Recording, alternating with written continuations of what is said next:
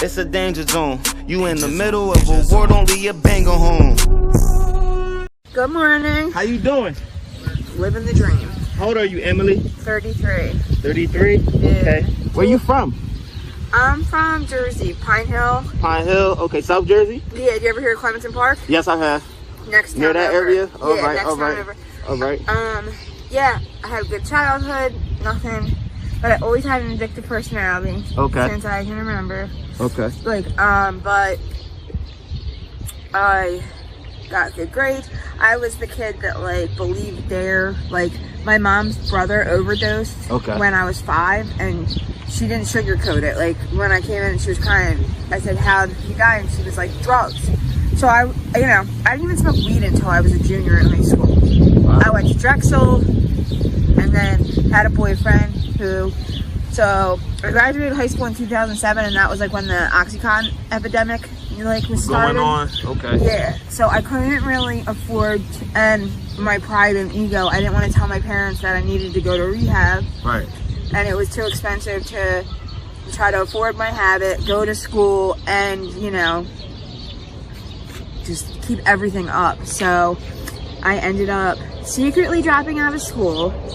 And then when you do that, then the student loans come 6 months later. So I was hiding that shit. And then, I tried to lie to my parents for a while, but they found out eventually. But what ended up happening is I went to the methadone clinic. Okay. But I wasn't doing dope yet when I started. Okay. So going to the methadone clinic, they saw my naive ass a mile away, all the junkies. So I drove a car. I had never copped in Camden. I had never bought dope. So, they were asking me to take them. When you're on methadone, you can't do Suboxones. But they would be like, oh, hey, can you drive me? I got to get Suboxones. I was lending them money. So basically what happened was I was on methadone for 2.5 years, and that's when my mom found out. My mom's a nurse, and she had a stigma against it, and she wanted me to taper off of it. When I was on methadone, I had a job, a bank account, a car. I was doing well. Tapered off of it, wasn't working a program, and that's when I ended up, because I went to the methadone clinic, I then knew how to cop dope. Okay. So, since then, it's all led to here. I honestly have had no longer than it's so hard in Jersey to get anything but detox. Rehab is really hard if you don't have private insurance. Right. So, other part of my story is that I have had 3 spine surgeries. Wow. So basically, I don't know if you've seen anybody out here. They have big giant holes. Yeah, I could show you my arm. It's nasty. I'm about to get a skin graft on it, but so what happened was I went to the first hospital and I had MRSA in my blood, so they gave me 6 weeks of IV antibiotics, but they didn't put a skin graft on it. So by the time I got to the second hospital, the infection was down to the bone and had some bacteria to my spine. Right. So I had an abscess in my spine, and I went because I couldn't pick a pillow up off the couch. I was emptying the dishwasher and I couldn't pick a cup up.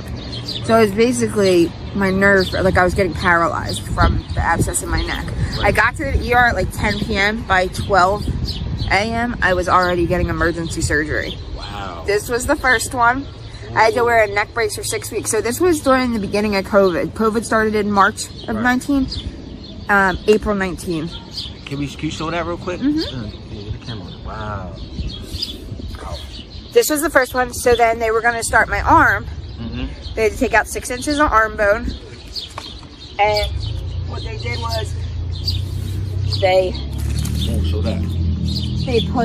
took out my tibia and put it in my arm and the skin graft on it. So then that was what they were about to do. So I was 5 weeks in the hospital, and I was almost on my 6 weeks of about to be able to take it off. Well, when they were about to do the arm surgery, they just so happened to do a CAT scan. In the CAT scan, they found out the first surgery didn't work and it fell on my windpipe. So then they had to do the second surgery, which is this scar. Okay. So then I had MRSA in my blood still, and it was dormant for 6 months. So all of a sudden, So I was in the hospital from April to June, and then when you're an IV drug user, you can't go home with a PICC line because you can shoot drugs into it. So I had to go to like a nursing home rehab. Well, they didn't make sure that the MRSA was gone. They didn't make sure the IV antibiotics worked. So for 6 months it was dormant, and then all of a sudden, like December 20th, 2019, I couldn't pick my chin up from my chest. I was like this. The MRSA attacked the metal in my neck. So I had to have a third spine surgery. I don't know, you can like pull my, I had to have a halo. Ooh. Yeah, I have like, so I had like, you know when like football players break their necks and they, I have 4 screws, the like the poles for 3 months. Your body's been through a lot. I have ravished my body, yeah. You've been through a lot. I'm ready to get clean. But that's what, it's like, you would think that would stop. You know what I mean? It's so much, like, my mom was like, I really thought the halo was going to stop you. But it's so mental, like, the addiction part. Right. But this is, I always say, like, this is hell being out here. Like, it's a full-time job to get high. Like, I don't trick, but if you have to have some sort of hustle, and some people's hustles is just robbing other addicts. You know what I'm saying? So it's like, it's scary out here. Scary. And if you have nowhere to sleep for the night and you're on the Ave, you hear gunshots. Now they're just setting off the fireworks to cover up. You know what I mean? Shootings? Yeah. So they set up fireworks to cover up the shootings. Yes, like sometimes you'll. Wow. Yeah, it's crazy. And you know, Philly's murder rate is not going down; it's only going up. Yeah. And they don't. 15 of the like prostitutes have gone missing so far. Just in the 15 prostitutes. Yeah, they don't put that on the news. All of what goes on down here. It's scary. Like honestly, I've been looking for a woman that we interviewed before for an update, and nowhere to be found. That's what's like so scary that they don't. Yeah, like they found right behind the Quick Stop. They found a body, couple like, and then. You know, they'll pay like addicts, like the one they paid 2 addicts to push a body into in a shopping cart just down the field, like a couple. My one friend got raped, fucking butt naked, ran to the fucking cop, and was like, her girlfriend was sitting there waiting for her, and she said to them like. Because he didn't have a car, he was walking. He said, "This is what he looks like. This is like where he's at." Yeah. And instead of saying anything, the cop goes, "You two got to get out of here." And instead of helping her, so they didn't care to help. 2 more girls. He did that too, and then that's when they fenced off the area that he did it in. I've been hearing about that too. It's just like crazy. There's no justice for you guys out here. Yeah, that's it. But I'm really ready. Because that's what they say, like jail, when you go to rehab, they'll be like jail institution's death, but they don't be like, oh, you could be 30 and ravish your fucking body. You know what I'm saying? Right. Like, have the body of like a 60-year-old. Right. Do you have any kids? No. I want to get back. I want to have, like, I don't feel like I'm 33, you know what I mean? But like, my biological, like, clock is ticking, and I don't want that to be part of their lives. And that's what... Like, I've been to the methadone clinic. I see, like, it don't get people clean. Like, having kids doesn't make people get clean. So, I just want to make sure that I have, like, at least, like, a year clean before I have kids. Please get your life together before you take that that's road. What I never... There's other lives you're going to have to take care of. Exactly. That's what so many people have. And some of the girls out here, I know the one girl, she's pregnant. It's her 6th kid. And her dad has all her kids. And it's just so unfair, like... for these babies to be born, you know, addicted. That's how I feel about it. I mean, I don't know. I mean, I was in a relationship for 8 years while we were both getting high. And, like, use protection. Like, there's ways to not get pregnant, but, you know. So can I ask you, what was your hobbies before you started getting high? What did you like to do? I know when people ask me this, I'm like, I like to listen to music. I love babies. I was a nanny. I used to bake. Yeah, I was a nanny. Like, I love, you know. And then that's the other thing. It ruins your relationship with your family. Like, not my family, thank God, is still supportive of me. But, like, I'm embarrassed to be around them. You know what I mean? Like, they all know what's going on. Do they know that you're homeless right now?